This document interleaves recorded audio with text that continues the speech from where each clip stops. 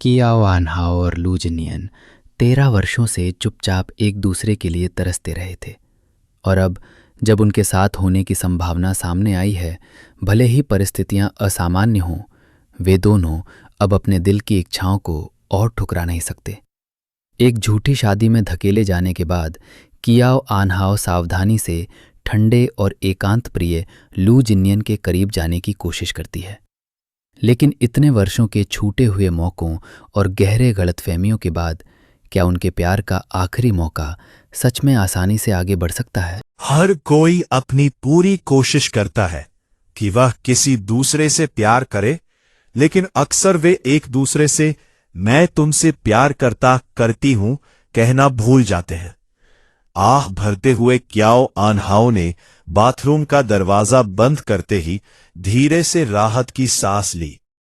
काफी देर बाद उसने कांपते हुए हाथों से नल खोला। वह ठंडे पानी से अपना चेहरा धोकर खुद को थोड़ा शांत करना चाहती थी। अचानक किसी ने जोर से बाथरूम का दरवाजा लात मारकर खोल दिया। कियाओ आनहाओ ने जल्दी से मुड़कर देखा। एक गुस्से से भरा लू जिनियन बाथरूम में घुस आया था। उसने एक हाथ से उसकी कलाई पकड़ ली और जोर से पीछे की ओर घुमाकर उसे दीवार से टकरा दिया। उसका व्यवहार काफी कठोर था, इसलिए उसने कोई नरमी नहीं बरती। कियाओ आनहाओ की पीठ में जलन सी होने लगी। उसकी हैरानी की बात यह थी कि कुछ ही सेकंड में लू जिनियन ने गुस्से में उसका गला पकड़ लिया। सांस के लिए हांफते हुए कियाओ आनहाओ ने उसके ठंडे और क्रूर स्वर को अपने सिर के ऊपर से गिरते हुए सुना। कियाओ आनहाओ, मैंने कभी नहीं सोचा था कि तुम किसी की मजबूरी का फायदा उठा सकती हो। जब मैं नशे में था तब तुम खुद मेरे पास आई। ये कहते हुए उसकी आंखों की चमक थोड़ी मंद पड़ गई, जैसे उसके मन में कोई ख्याल आया हो। उसने उसका गला ऊपर की ओर धकेला और उसका चेहरा उठा लिया। वो उसकी आंखों में घूरने लगा। उसकी आवाज का लहजा बर्फ जैसा ठंडा था, बाथरूम की हवा से भी ज्यादा ठंडा। कियाओ आनहाओ, अगर मुझे सही याद है तो हमारी शादी की पहली रात तुम बहुत मासूम बनने का नाटक कर रही थी। सबसे पहले तुमने मुझसे कहा था कि मैं तुम्हें छू नहीं। क्या हुआ, सिर्फ 2 महीने हुए हैं शादी को और अब तुम्हारा मन बदल गया? जब लू जिनियन ने यह कहा तो उसके खूबसूरत चेहरे पर कोई भाव नहीं था। उसकी चमकती हुई गहरी आंखें हमेशा की तरह शांत और स्थिर थी, लेकिन बोलते हुए उसने उसका गला और कस दिया, जिससे उसके भीतर का डरावना गुस्सा और क्रूरता साफ झलकने लगी। कियाओ आनहाओ को पिछली रात की सारी बातें याद आ गई और वो डर से भर गई। उसका मन घबराने लगा। पिछली रात लू जिनियन ने काफी शराब पी थी और उसने भी थोड़ी पी ली थी। हल्के नशे में वो बेख्याली में उसके बाहों में सिमट गई थी, लेकिन उसे लगा था कि यह सिर्फ एक सपना है। अगली सुबह जब उसके फोन का अलार्म बजा, तब उसे एहसास हुआ कि वह अब भी उसकी बाहों में सो रही थी। ऐसा लगा जैसे उसके पूरे शरीर में करंट दौड़ गया हो। कुछ सेकंड तक गहरे सदमे में रहने के बाद उसे समझ आया कि पिछली रात जो कुछ हुआ वो सपना नहीं था। उनकी शादी को अब 2 महीने हो चुके थे, लेकिन उन्होंने प्यार के लिए शादी नहीं की थी और दुनिया को भी ये नहीं पता था कि वे पति पत्नी हैं। इसलिए इन 2 महीनों में उन्होंने एक दूसरे को छुआ तक नहीं और घर के बाहर अजनबियों की तरह व्यवहार किया। लेकिन अब अनजाने में उसने वो वादा तोड़ दिया था। लू जिनियन के सवालों के बीच कियाओ आनहाओ की बेचैनी बढ़ती जा रही थी। उसके पैर की उंगलियां तक कांप रही थीं। उसने अपने होठ काट लिए और लंबे समय तक चुप रही, एक शब्द भी नहीं बोल पाई। लू जिनियन भी चुप हो गया, जैसे वो धैर्य से इंतजार कर रहा हो। कमरे में सन्नाटा छा गया और वो लगातार कियाओ आनहाओ के सुंदर चेहरे को बिना पलक झपकाए देखता रहा। कियाओ आनहाओ बेहद घबराई हुई थी। क्योंकि उसे महसूस हो रहा था कि लू जिनियन उसके मन की बात पढ़ रहा है। उसका दिल तेजी से धड़क रहा था और जब वो दबाव को और सहन नहीं कर पाई, तभी लू जिनियन ने चुप्पी तोड़ते हुए कहा, या फिर तुम हमेशा से मेरे बिस्तर में आना चाहती थी? कियाओ अनहाओ यह सुनकर कांप उठी। क्या उसे उसके जज्बातों के बारे में पता चल गया था? उसकी आंखों में घबराहट साफ झलकने लगी। अपने भाव छिपाने की कोशिश में उसने जल्दी से कह दिया, मुझे to the end of time में एक रोल चाहिए। लू जिनियन बीच में ही रुक गया, जैसे वो आगे बोल ही न पाया हो। कियाओ आनहाओ ने शायद बहुत जल्दी में कहा था, इसलिए ऐसा लगा जैसे उसने उसकी बात ठीक से सुनी ही नहीं। वो कुछ देर तक जैसे स्तब्ध खड़ा रहा, मानो किसी ख्याल में खो गया हो। कियाओ आनहाओ को लगा जैसे उसका दिल गले से बाहर आ जाएगा। उसने खुद को संभालने की कोशिश की और उसकी बेदाग चेहरे को देखते हुए बोली, जैसे कि आप जानते हैं, मेरे डेब्यू को आधे साल से ज्यादा हो गया है, लेकिन मुझे अभी तक को बड़ा रोल नहीं मिला। इस इंडस्ट्री में आपका काफी प्रभाव है, बस आपकी एक बात मुझे to the end of time में रोल दिला सकती है। वो कुछ पल के लिए रुक गई। लगभग 5 सेकंड बाद उसने अपने होठ कसकर बंद किए और धीरे से बोली, तो जो कुछ भी पिछली रात हुआ, वो मेरी तरफ से आपको दिया गया भुगतान था। उसकी बात सुनते ही लू जिनियन की आंखें सिकुड़ गईं, जैसे वो अपने गुस्से को दबाने की कोशिश कर रहा हो। उसके हाथ जो उसकी गर्दन पर थे हल्के हल्के कांपने लगे। अचानक वो हंस पड़ा। कियाओ आनहाओ, क्या तुम मेरे साथ खेल खेल रही हो? उसने हल्का सा हंसा, लेकिन तुरंत ही उसके चेहरे से मुस्कान गायब हो गई। उसने उसे घूरते हुए ठंडे और क्रूर स्वर में कहा, ठीक है कियाओ आनहाओ, तुम मेरे साथ खेल खेलना चाहती हो? मैं तुम्हें पूरी तरह तोड़ दूंगा। वह उसे ऐसे घूर रहा था जैसे उसे चीर कर रख देगा। दांत भींचते हुए उसने आखिरी शब्द कहे और बेरहमी से उसका गला छोड़ दिया। बिना एक बार भी पीछे देखे वहां से चला गया। कियाओ आनहाओ की लंबी पलकें हल्के से कांप उठी और उसका चेहरा पीला पड़ गया। वह दीवार से टिकी रही जब तक कि दरवाजा जोर से बंद होने की आवाज नहीं आई।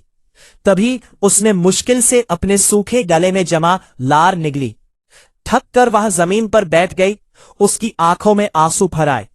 क्या वह सिर्फ to the end of time में काम पाने के लिए उसके बिस्तर में गई थी? नहीं, वह तो बस एक बहाना था अपने असली जज्बात छिपाने का। उसके दिल में जो भाव थे वे सिर्फ उसके अपने थे। वह उससे प्यार करती थी। पिछले 13 सालों से वह चुपचाप उससे प्यार करती आ रही थी। कभी हिम्मत नहीं हुई कि उसे बता सके। उसने सोचा था कि अगर वह अपने जज्बात छिपाकर रखेगी तो सब ठीक रहेगा, लेकिन उसे क्या पता था कि एक रात हल्के नशे में वह अपने सबसे गहरे राज को उजागर कर देगी। उसने खुद को ज्यादा ही मजबूत समझ लिया था। हालांकि कियाओ आनहाओ ने उसे गुस्सा दिलाया था, फिर भी 3 दिन बाद उसे to the end of time की टीम का फोन आया, जिसमें उसे ऑडिशन के लिए बुलाया गया। उसे यह नहीं पता चला कि यह फैसला डायरेक्टर का था या लू जिनहान का आदेश। इस ड्रामा में उसका स्क्रीन टाइम ना तो बहुत कम था और ना ही बहुत ज्यादा। यह कोई मुख्य भूमिका नहीं थी, लेकिन सिर्फ भरने के लिए भी नहीं थी। फिर भी यह उसकी पिछली भूमिका से 1000 गुना बेहतर थी। चूंकि यह रोल उसे एक गरिमाहीन तरीके से मिला था, इसलिए ऑडिशन केवल औपचारिकता भर था। ऑडिशन के तुरंत बाद उसने कॉन्ट्रैक्ट साइन कर लिया। 3 दिन बाद कियाओ आनहाओ आधिकारिक रूप से क्रू में शामिल हो गई। ठीक उसी के 1 दिन बाद जब लू जिनहान नई फिल्म की शूटिंग के लिए रोम रवाना हो गया था। 2 महीने से शादीशुदा ये जोड़ा अब अलग अलग रास्तों पर था। 3 महीने बाद, 3 महीने तक to the end of time की शूटिंग के बाद यह टेलीविजन ड्रामा $30 मिलियन की किराए की हवेली में सफलतापूर्वक पूरा हुआ। पूरी टीम खुशी से झूम उठी और सबसे ज्यादा खुश निर्देशक था। उसने अपना फोन उठाया और उदारता दिखाते हुए जिंग चेंग होटल के टॉप फ्लोर डाइनिंग हॉल को बुक कर दिया ताकि पूरी टीम को जश्न के खाने पर बुलाया जा सके। To the end of time की शूटिंग दोपहर 3 बजे खत्म हुई। टेक्निकल टीम को अपने उपकरण समेटने थे और कलाकारों को मेकअप हटाकर कपड़े बदलने थे, इसलिए जश्न का खाना रात 8 बजे रखा गया। इस दौरान लू जिनियन अपनी नई फिल्म की शूटिंग के कारण पूरे समय रोम में था। अपने व्यस्त शेड्यूल के बीच मिले सिर्फ 2 दिन के ब्रेक का इस्तेमाल करते हुए वह अचानक कंपनी के कुछ मामलों को संभालने के लिए देश लौटा। समय की कमी के कारण लंबी फ्लाइट के बाद भी उसे आराम करने का मौका नहीं मिला। बीजिंग इंटरनेशनल एयरपोर्ट पर उतरते ही वह सीधे कंपनी चला गया। उसके पहुंचते ही मीटिंग शुरू हो गई, क्योंकि बोर्ड के सभी सदस्य पहले से उसका इंतजार कर रहे थे। यह मीटिंग दोपहर 3 बजे से लेकर रात 6 बजे तक चली। मीटिंग के बाद उसका असिस्टेंट उसके साथ ऑफिस में आया और उसे उसके शेड्यूल के बारे में बताने लगा। लंबी फ्लाइट और पूरे दिन की मीटिंग के बाद लू जिनियन बेहद थका हुआ लग रहा था। ऑफिस में बैठकर उसने कैजुअली अपना फोन निकाला, जो साइलेंट पर था, और असिस्टेंट की बातें सुनते हुए उसे देखने लगा। जैसे ही वह फोन लॉक करने वाला था, एक मैसेज आया। लू जिनियन ने तुरंत उसे खोला। To the end of time की शूटिंग पूरी हो गई है।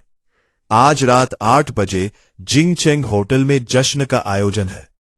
अगर आपके पास समय हो तो जरूर आइए। असिस्टेंट ने कहा, मिस्टर लू, मैंने रात 12 बजे की रोम की फ्लाइट बुक कर दी है। वहां पहुंचने के बाद आपको अगली शूटिंग से पहले लगभग 15 घंटे आराम मिल जाएगा। लू जिनियन ने कुछ नहीं कहा। वह लगभग 5 सेकंड तक उस मैसेज को देखता रहा, फिर बिना किसी भाव के सिर उठाकर असिस्टेंट की ओर हल्का सा सिर हिलाया। असिस्टेंट कई सालों से उसके साथ काम कर रहा था, इसलिए वह उसके ठंडे स्वभाव से परिचित था। उसने बिना परेशान हुए आगे कहा, मिस्टर लू, फ्लाइट में अभी लगभग 6 घंटे बाकी है। क्या आप शहर में डिनर करना चाहेंगे या एयरपोर्ट पर? शहर में, लू जिनियन ने धीमे से जवाब दिया। असिस्टेंट कुछ पूछ पाता उससे पहले ही उसने कहा, जिंग चेंग होटल। जब दोनों ने खाना खत्म किया तब रात के 8:30 बज चुके थे। बिल चुकाकर वे मुख्य दरवाजे की ओर बढ़े। जैसे ही वे दरवाजे तक पहुंचे, लू जिनियन अचानक रुक गया। उसका असिस्टेंट भी तुरंत रुक गया। मिस्टर लू, क्या हुआ? लू जिनियन कुछ देर चुप रहा। जब असिस्टेंट दोबारा पूछने ही वाला था, उसने कहा, तुम कार में इंतजार करो, मुझे ऊपर कुछ काम है। कुछ सेकंड तक दरवाजे पर खड़े रहने के बाद वो लिफ्ट की ओर मुड़ गया। Do the end of time की क्रू में शामिल होने के कारण क्याओ आन हाओ भी उस डिनर में मौजूद थी। शहर पहुंचते ही उसने जल्दी जल्दी नहाया, कपड़े बदले, बाल बनाए और हल्का मेकअप करके तुरंत जिंग चेंग होटल पहुंच गई। इतनी जल्दी तैयार होने के बावजूद वो फिर भी डिनर के लिए लेट हो गई। जब वो पहुंची तब निर्देशक पहले ही स्टेज पर खड़ा होकर सबका धन्यवाद कर रहा था। सभी लोग उसकी बातों में इतने मग्न थे कि किसी ने क्याओ आनहाओ के देर से आने पर ध्यान नहीं दिया। वो भीड़ में खड़ी होकर इधर उधर देखने लगी, फिर सीधे अपनी मैनेजर झाओ मैंग के पास चली गई। डायरेक्टर के छोटे से भाषण के बाद डिनर शुरू हुआ। क्योंकि ये एक बैंक्वेट था, इसलिए मेलजोल और शराब आम बात थी। क्याओ आनहाओ इंडस्ट्री की बड़ी स्टार नहीं थी, लेकिन उसका सुंदर चेहरा, परफेक्ट फिगर, अच्छा स्वभाव और अच्छी बोलचाल उसे सबसे अलग बनाते थे। इसलिए वो सब में आसानी से घुल मिल गई। सबसे मिलकर अभिवादन करने के बाद वो बहुत भूखी हो गई थी। बिना देर किए वो झाओ मैंग को लेकर बुफे एरिया में गई।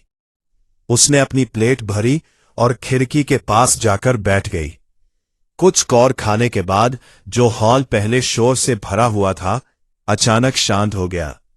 जिज्ञासा से उसने सिर उठाया। उसकी उंगलियां चॉपस्टिक्स पर कस गई। उसका दिल तेजी से धड़कने लगा। भीड़ की नजरों का पीछा करते हुए उसकी नजर लू जिनियन पर जाकर ठहर गई। 3 महीने पहले की यादें फिर से ताजा हो गई। उसे याद आया कि कैसे वो उसके बिस्तर में जाने के बाद उसका गला दबा रहा था। क्याओ आनहाओ, क्या तुम मेरे साथ खेल खेल रही हो? अच्छा, क्याओ आनहाओ, खेलना चाहती हो? तो मैं अंत तक खेलूंगा। उस दिन वह सच में बहुत गुस्से में था। पिछले 3 महीनों से वह उससे बचती फिर रही थी, लेकिन इतनी कोशिशों के बावजूद आखिरकार उनका सामना हो ही गया। काले फिटेड सूट में लू जिनियन की लंबी और सुदृढ़ काया और भी निखर रही थी। बैंक्वेट हॉल की तेज रोशनी उसके चेहरे पर पड़ते ही उसकी खूबसूरती और उभर आई। तीखी नाक, पतले होठ, मजबूत भौहें। मनोरंजन की दुनिया में अच्छे दिखने वाले लोगों की कमी नहीं थी, लेकिन लू जिनियन अलग था। उसमें एक खास आकर्षण था जो किसी का भी ध्यान आसानी से अपनी ओर खींच लेता था। भीड़ में ऐसे कलाकार को चुनना आसान होता है जो सबसे अलग नजर आए, लेकिन लू जिनियन सिर्फ इतना ही नहीं था। उसमें एक अनोखा आकर्षण था जो किसी का भी ध्यान अपनी ओर खींच लेता था और उसे कहीं भी केंद्र बिंदु बना देता था। उसके आते ही पूरे हॉल में सन्नाटा छा गया। To the end of time के डायरेक्टर सबसे पहले होश में आए। हाथ में वाइन का ग्लास लिए उन्होंने उत्साह से उसका स्वागत किया। मिस्टर लू, डायरेक्टर के बोलते ही माहौल धीरे धीरे फिर से सामान्य होने लगा। हालांकि सबको पता था कि वह उनके अभिवादन का जवाब नहीं देगा, फिर भी किसी ने उसे नमस्ते करना नहीं छोड़ा। लू जिनियन ऐसे चल रहा था जैसे किसी ने उससे बात ही न की हो। उसकी चाल भले ही छोटी थी, लेकिन फिर भी वह सबका ध्यान अपनी ओर खींचने में सफल रहा। डायरेक्टर हाथ में वाइन लिए मुस्कुराते हुए उसकी खुशामद कर रहा था। कियाओ आनहाओ सीटिंग एरिया में बैठकर खाना खा रही थी। शुरू में जब वह उससे दूर थी और बीच में भीड़ थी, तब उसमें उसे देखने की हिम्मत थी, लेकिन जैसे जैसे वो करीब आता गया, वो सिर्फ चोरी चोरी ही उसे देख पाई। जब लू जिनियन उसके बिल्कुल पास आने वाला था, तब उसने सिर उठाने की हिम्मत भी नहीं की। वो सावधानी से अपनी जगह पर बैठी रही, बिल्कुल स्थिर। अब ना तो वो चॉपस्टिक्स चला रही थी और ना ही पहले की तरह बेफिक्र थी। चेयरमैन लू, आपने आने की सूचना क्यों नहीं दी? मैं किसी को आपको लेने भेज सकता था। डायरेक्टर की आवाज उसके कानों में पड़ी और उसे साफ महसूस हुआ कि लू जिनियन उसकी तरफ बढ़ रहा है। अनजाने में उसने अपनी चॉपस्टिक्स को और कसकर पकड़ लिया और अपनी पीठ सीधी कर ली। वो अपनी प्लेट पर ध्यान केंद्रित किए हुए थी, यहां तक कि उसका खाना चबाना भी धीमा और सावधान हो गया था। जब लू जिनियन उसके पास से गुजर गया और वो राहत की सांस लेने ही वाली थी, तभी उसे एहसास हुआ कि वो उसके पीछे वाली कुर्सी पर बैठ गया है। जब कियाओ आनहाओ पहली बार उससे प्यार करने लगी थी, तब उसके सपने हमेशा उसी से भरे रहते थे, लेकिन समय के साथ वो उससे मिलने से डरने लगी। जब भी वो उसके पास होता, वो डर और बेचैनी में डूब जाती थी, और 3 महीने पहले की घटना के बाद यह एहसास और भी बढ़ गया था। इस समय लू जिनियन उसके ठीक पीछे बैठा था। उसके हर एहसास तेज हो गए थे। वो उसकी आवाज और उसकी सांस तक महसूस कर सकती थी। घबराहट के कारण उसकी हथेलियां पसीने से भीग गई थी। लू जिनियन और डायरेक्टर की बातचीत फिल्मों और ड्रामा के बारे में थी। भले ही वो ज्यादा नहीं बोल रहा था, लेकिन उसके हर शब्द पर कियाओ आनहाओ का दिल कांप उठता था। अब वो दबाव सहन नहीं कर पाई। उसने चॉपस्टिक्स नीचे रख दी, झाओ मैंग से टॉयलेट जाने का बहाना किया और खड़ी हो गई। लेकिन जैसे ही वो खड़ी हुई, लू जिनियन भी खड़ा हो गया। यह संयोग था या जानबूझकर? वॉशरूम कियाओ आनहाओ के पीछे था और डाइनिंग हॉल का बाहर का रास्ता लू जिनियन के पीछे। जैसे ही वो मुड़ी, वो भी मुड़ा और उनकी नजर इन टकरा गई। बस एक नजर मिलते ही किया और आन्हाओं ने घबराकर तुरंत सिर झुका लिया और उसकी आंखों से बचने लगी। उन्हें शादी किए 5 महीने हो चुके थे, लेकिन ये बात कभी सार्वजनिक नहीं हुई। दुनिया की नजर में वे दोनों एक दूसरे के लिए अजनबी थे। कियाओ आन्हाओं ने अपनी मुट्ठियां कस ली, अपने तेज धड़कते दिल को शांत करने की कोशिश की, बाकी सब की तरह व्यवहार करते हुए जैसे वे सच में अजनबी हो। उसने विनम्रता से कहा, गुड इवनिंग मिस्टर लू। कियाओ आन्हाओं ने अपनी मुट्ठियां कस ली, अपने तेज धड़कते दिल को शांत करने की कोशिश की, जैसे उसने उसकी बात सुनी ही न हो। काफी देर बाद उसने धीरे से पलक झपकाई, फिर मुड़कर थोड़ा घूमते हुए लंबे कदमों से डाइनिंग हॉल से बाहर चला गया। शुरू से अंत तक उसने कियाओ आन्हाओं की तरफ एक बार भी नहीं देखा, जैसे वह औरत जो उसके सामने खड़ी थी वही न हो जिससे उसने 5 महीने पहले शादी की थी। लू जिनियन का स्वभाव ठंडा और दूर रहने वाला था, जिससे लोग उसके करीब आने से हिचकते थे।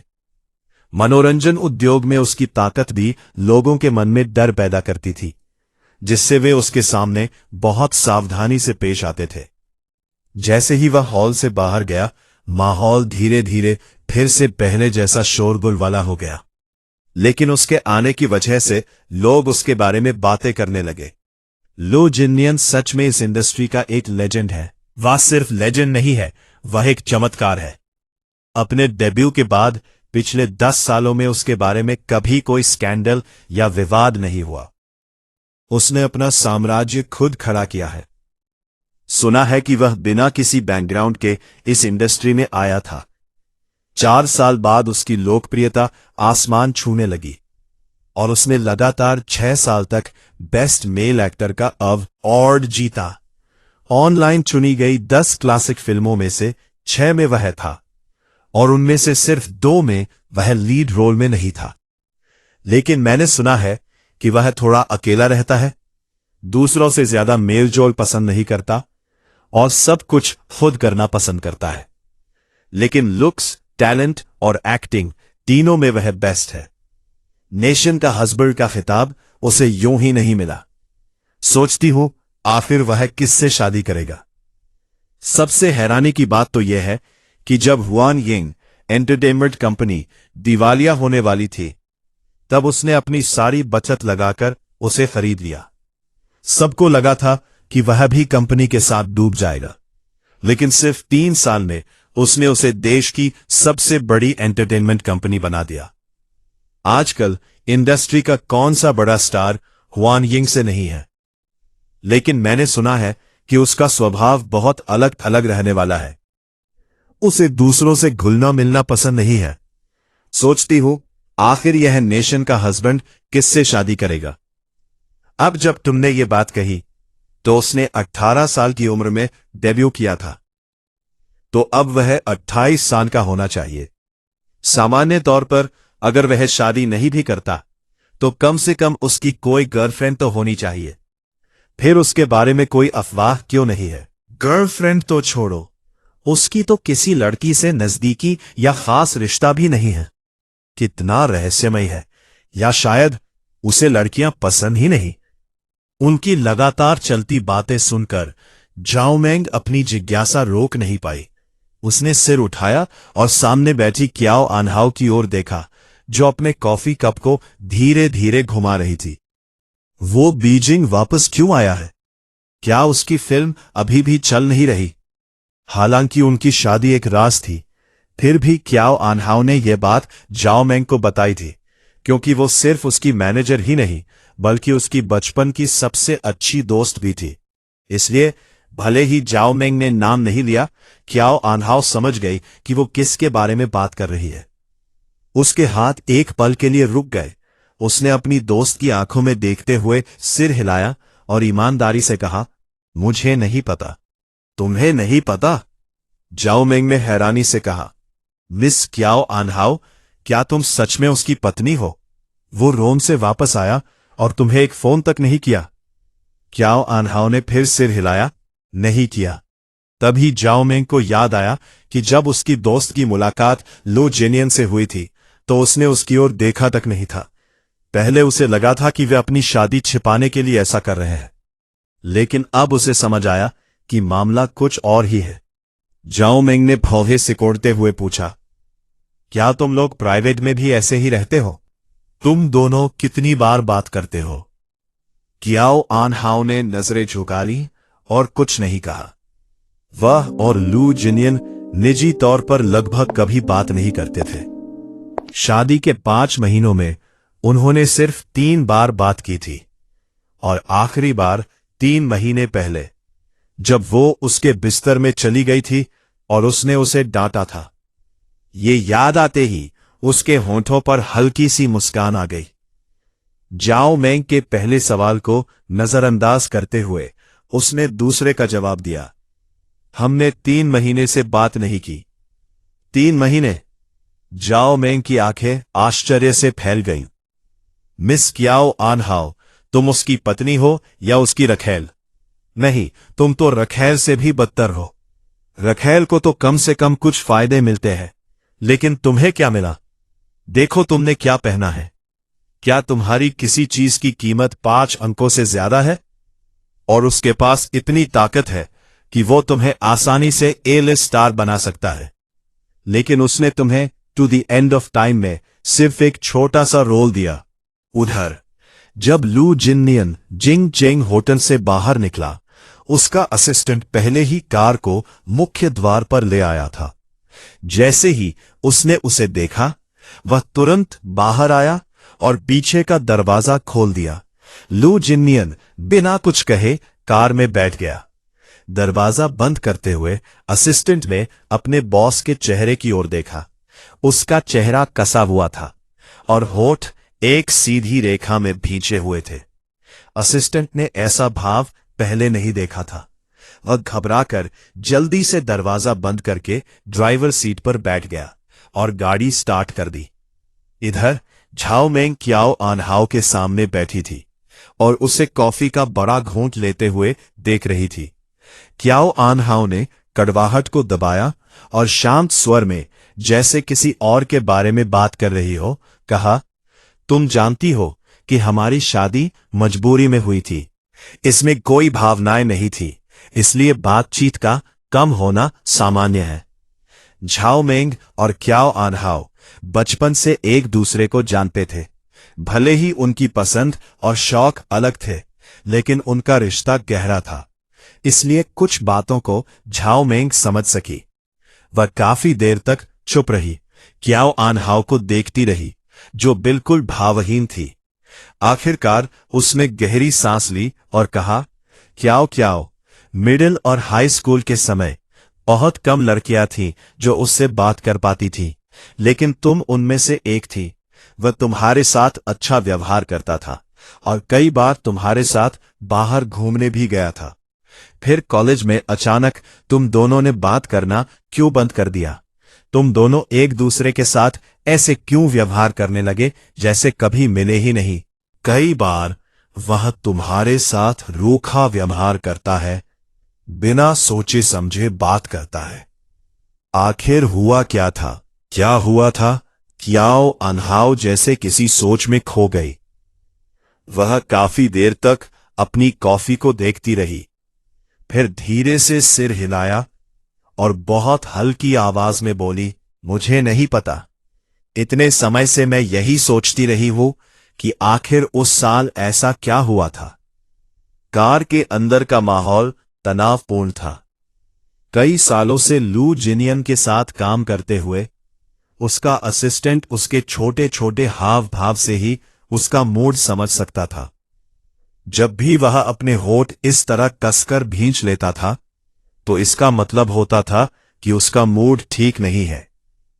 लेकिन डिनर के बाद तो वह ठीक लग रहा था। फिर अचानक ये बदलाव कैसे आ गया? क्या अभी कुछ हुआ था? हालांकि उसे शक था, लेकिन उसमें पूछने की हिम्मत नहीं हुई।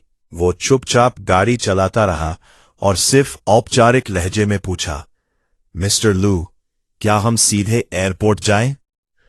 लू जिनियन चुप रहा। कार में सन्नाटा फैल गया। उसका ठंडा स्वभाव वैसे ही लोगों को दूर रखता था, और इस समय तो वो इतनी ठंडक बिखेर रहा था कि कार का माहौल भारी और घुटन भरा हो गया था। असिस्टेंट चुपचाप गाड़ी चलाता रहा। अब कुछ नहीं बोला, बस सड़क पर ध्यान देता रहा, जबकि उसके अंदर धीरे धीरे घबराहट बढ़ रही थी। जैसे ही कार दूसरी लेन से तीसरी लेन में मुड़ी, साफ मौसम अचानक बदल गया और तेज बारिश शुरू हो गई। खुद को शांत करने के लिए असिस्टेंट ने फिर कहा, बारिश हो रही है। उसके कहते ही बारिश और तेज हो गई। बूंदें जोर जोर से कार पर गिरने लगीं, जिससे पा पा की तेज आवाज गूंजने लगी। लू जिनियन अब भी चुप था। दूसरी बार भी जवाब ना मिलने पर असिस्टेंट ने हार मान ली और चुप हो गया। बारिश लगातार तेज होती गई।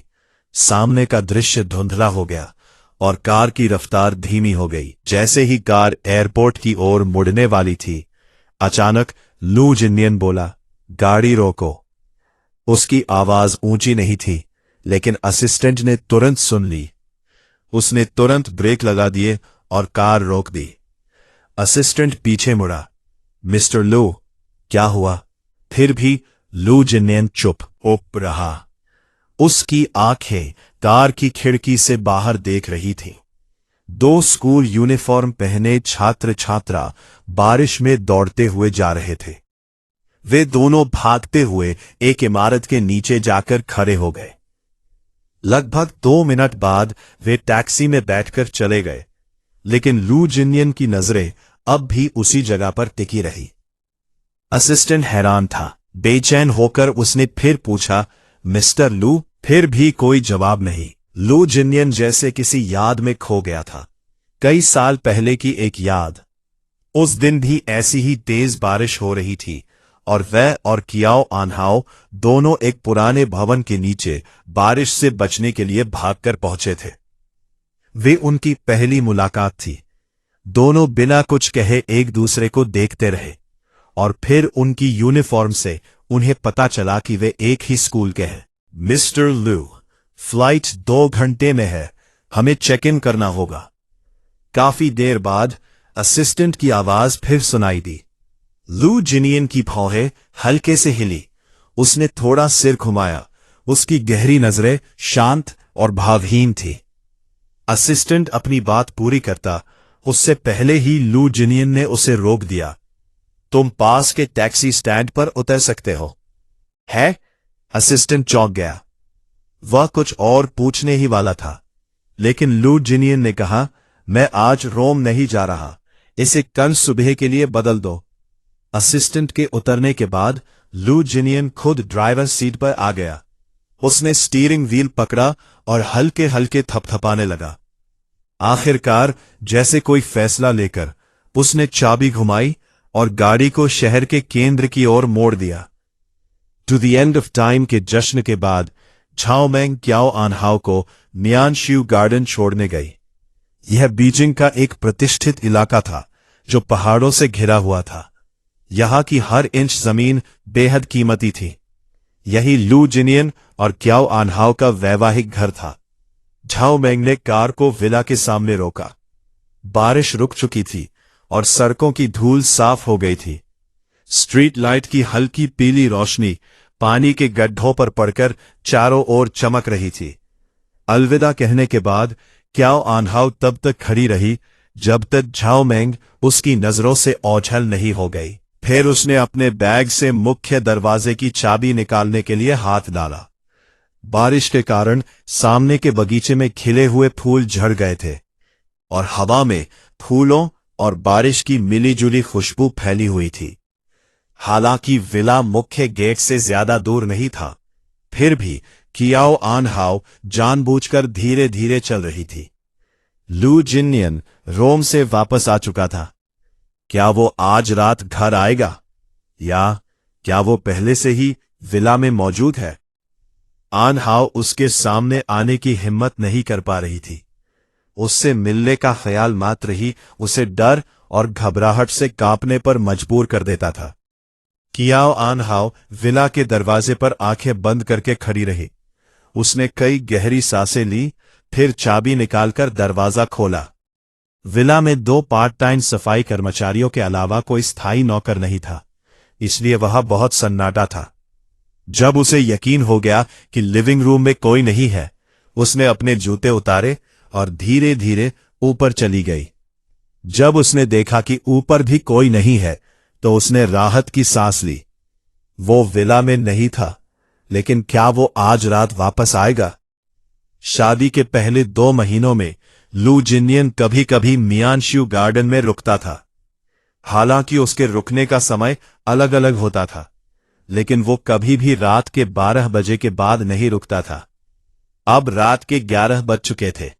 वो 1 घंटे और इंतजार करेगी।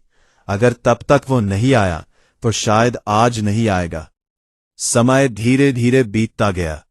बेचैनी बढ़ती गई।